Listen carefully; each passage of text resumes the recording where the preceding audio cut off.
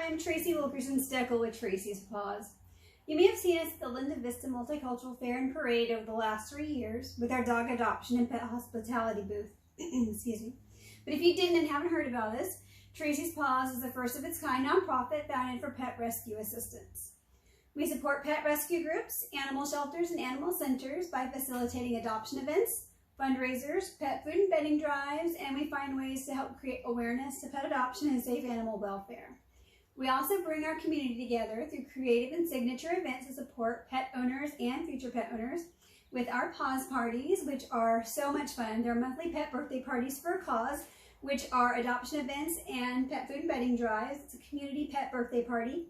We also have our quarterly Doggies and Donuts event, which is a networking adoption meetup event, which is a lot of fun. We have really yummy donut bar donuts.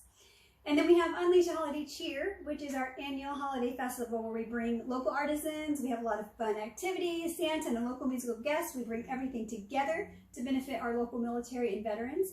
It's also an adoption event with a twist, as we also sponsor pet adoption fees for our military and veterans who are approved for an adoption. We also like to host pet hospitality at larger scale events like the Linda Vista Multicultural Fair, where you can actually bring your dog to our rest area in the shade. You can grab some water and treats for them, and if we have it, we might have a canine massage therapist there. And we also have sometimes pet therapy, where we have our partner Love on the Leash there. But since this year's event is actually hosted online for the quarantine, I'd like to discuss something that's very important, something you can help us with from right at home while you're sheltering in place. And the best part is that you can even do it after things have gone back to normal, and that is fostering a pet. Why foster? We have over 1 million pets being euthanized in shelters across the United States each year.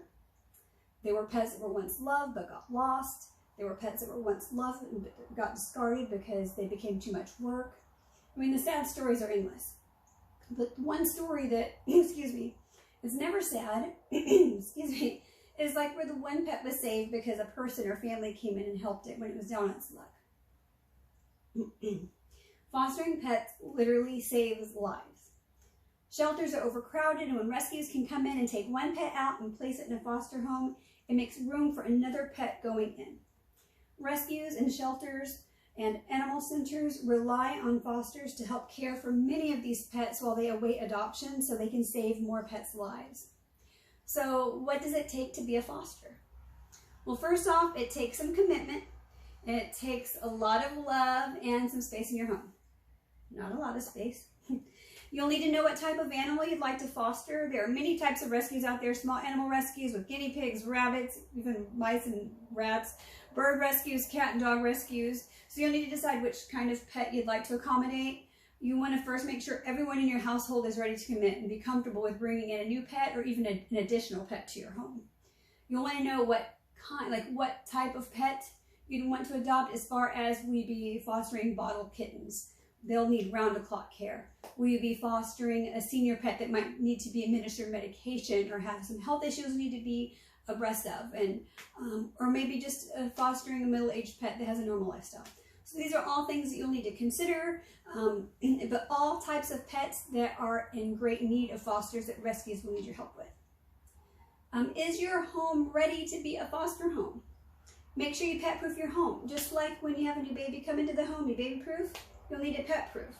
Are there any potentials within your home, like loose wires that could be chewed on, outside in the yard? Are there any holes in the fence that need to be repaired? Is there a loose gate that a pet might be able to jet out and get loose from?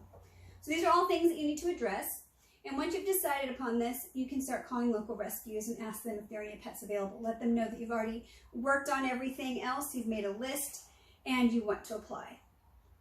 So you'll need to discuss with some rescues what their agreements are, what kind of terms they have, like as far as how long will you foster? Will this be for a set number of days, weeks, or months? Expenses. Will they cover all expenses like veterinary care, food, and bedding, or will they only cover veterinary care? How many adoption events will they be having? Will they need you to transport the pets to a potential adoption event? right now with the quarantine, we probably won't have many adoption events, but they may ask you to post an online diary for that pet on social media to get potential adopters excited about adopting the pet when the quarantine's been lifted. All of these things are commitments and important questions you'll want to go over with the rescue. I'm sure they'll want to give you all this information ahead of time as well, but these are just things you want to keep in mind that you'll want to make a list of to ask them. Once you apply, please be honest. This is for your safety and for the pet safety and just basically everyone's best interest. Also, be patient. There will be a lot of questions on the application.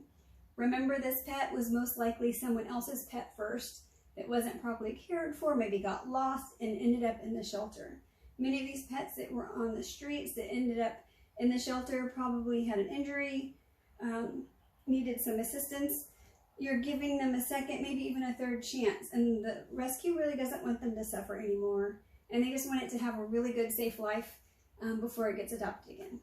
So just go in knowing before, we go in the application, there might be a lot of questions. Know that the rescue just wants to make sure that you're the best vet. Okay, you've been approved. Everyone is excited. Woohoo! You've been approved to be a foster parent. You have your home, everything's ready to go. You've got your foster pet at home. Everyone loves each other. You're at home all day. Quarantine's been lifted. Oh my gosh. Your foster pet is freaking out. You're gone. What's going on? Quick tip. This is for everybody. Anyone with pets at home. Okay. So you're at home right now. During the day, pick 1 or 2 times each day, same time every day, 30 minutes, an hour each time. Pick the same amount of time each time. You want to establish a routine now.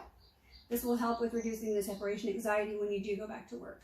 Speak with the rescue that you're working with. Ask if they have any tips, maybe with their behavioral therapist or a trainer they work with right now, just to keep on hand in case you do take notice of behavioral changes when you do go back to work, or maybe tips that they can give you now as well. Always make sure that the rescue is aware of any changes going on with your pet. Make sure they know first, because they are actually in ownership of that pet until the pet's adopted. So have fun. I hope that while you have this time and you have some open space on your couch or in your chair, that you'll consider being a foster for a rescue during the COVID-19 quarantine. And I hope that you will come by the Traci's Paws booth next year at the Linda Vista Multicultural Festival and Parade, or even walk with us in the parade. You are so welcome to walk with us. And please try to come visit us at any of our events in between now and then. And be sure to follow us on social media. My little Emmy the Chi is not here with me today because she's not really a fan of being online. It's so funny. She doesn't like to sit with me when I'm talking. It makes her nervous. But follow her. She's actually on TikTok. We're trying to work on that now. So anyway, have a wonderful day. I will be available for any questions you might have, and I can also direct you to any trainers that I do work with and any rescues. I have access to quite a few rescues. I've worked with 49, and I know they'd all be happy to find a new foster home. So have a wonderful day, and I hope to see you at the Multicultural Festival and Parade next year.